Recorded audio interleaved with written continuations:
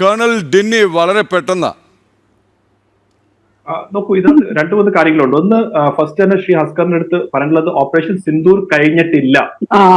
Sindoor is in progress. അതായത് അത് first thing ആണ്. അതിന്റെ അപ്പം അദ്ദേഹത്തിന് പറഞ്ഞു ഓപ്പറേഷൻ സിന്ദൂർ കഴിഞ്ഞല്ലോ, ഇനി നമുക്ക് ഡിസ്കഷൻ ചെയ്യാന്നാണ് ശ്രീ ഹസ്കർ തന്നെ സമ്മതിച്ചത്. അപ്പൊ ഞാൻ പറയുന്നത് മാത്രമല്ല, ഗവൺമെന്റ് ഓഫ് ഇന്ത്യ തന്നെ പറയുകയാണ് operation Sindoor is in progress, അതായത് നടന്നുകൊണ്ടിരിക്കുകയാണ്.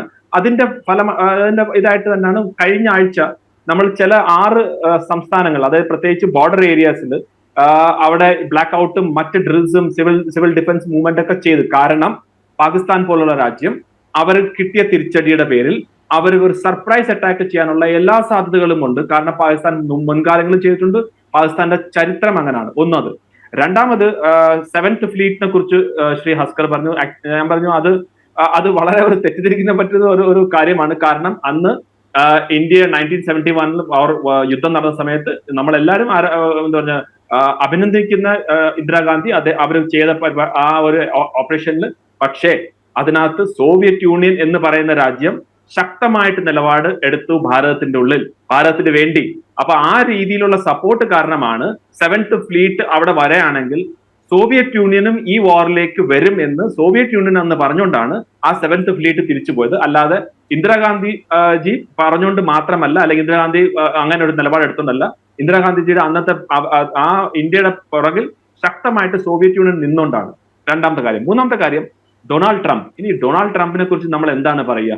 ഇപ്പം മണിക്കൂറുകൾ മുമ്പാണ് എലോൺ മസ്കും ഡൊണാൾഡ് ട്രംപും തമ്മിലുള്ള നമ്മൾ നേരിട്ട് കണ്ടുകൊണ്ടിരിക്കുന്നത്. അപ്പൊ അങ്ങനെയുള്ള ഒരു പേഴ്സണാലിറ്റി ആളുടെ അടുത്ത് അദ്ദേഹം പറയുന്ന എന്തെങ്കിലും കാര്യത്തിന് എന്തെങ്കിലും വിലയുണ്ടോ എന്ന് അമേരിക്കയുടെ ഉള്ളിൽ തന്നെ അദ്ദേഹത്തിന്റെ വലം കൈയായിട്ട് നിന്ന ഒരു ആള് എലോൺ മസ്ക്, അദ്ദേഹത്തിനെ പിടിച്ച് പ്രസിഡന്റ് ആക്കി എന്ന് പറയുന്ന ആള്, ആ ആള് പോലും ഇന്ന് എലോൺ മസ്ക് പറയുന്ന കാര്യത്തിൽ വിശ്വാസമില്ലാതെ പറയുന്ന കാര്യങ്ങൾ ചെയ്യുന്നില്ല എന്ന് പറയുമ്പം എലോൺ മസ്കിനെ എന്ത് വേണമെങ്കിലും പറയാം. നമ്മളെ സംബന്ധിച്ചോളം നമ്മൾ വളരെ കൃത്യമായിട്ട് ഓപ്പറേഷൻ സിന്ദൂർ ഭീകരവാദത്തിന്റെ അഗെയിൻസ്റ്റ് ആയിരുന്നു, പാകിസ്ഥാന്റെ അഗെയിൻസ്റ്റ് അല്ലായിരുന്നു, പാകിസ്ഥാൻ സൈന്യത്തിന്റെ അഗെയിൻസ്റ്റ് അല്ലായിരുന്നു, പാകിസ്ഥാൻ സിവിലിയന്റെ അഗെയിൻസ്റ്റ് അല്ലായിരുന്നു.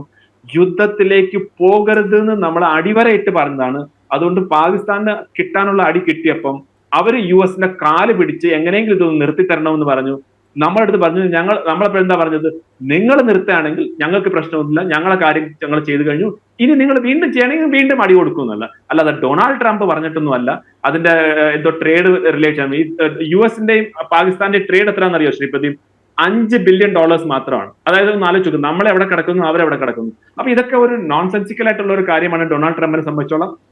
ആ പറയുന്ന അൺഫോർച്ചുനേറ്റ്ലി യുണൈറ്റഡ് സ്റ്റേറ്റ്സിന്റെ പ്രസിഡന്റ് ആണ്. പക്ഷെ ഡോക്ടർ ശശി തരൂർ പോലും ആ US അദ്ദേഹത്തിനെ കുറിച്ച് പറഞ്ഞത് മുൻകാലങ്ങളിലെ പ്രസിഡന്റ് പോലെ അല്ല ഡൊണാൾഡ് ട്രംപ്. അത് വാസ്തവമാണ്. ഇപ്പൊ നോക്കൂ, 2 ദിവസം മുമ്പ് അദ്ദേഹം വ്ളാഡിമിർ പുടിനെ കുറിച്ച് എന്താണ് പറഞ്ഞത്?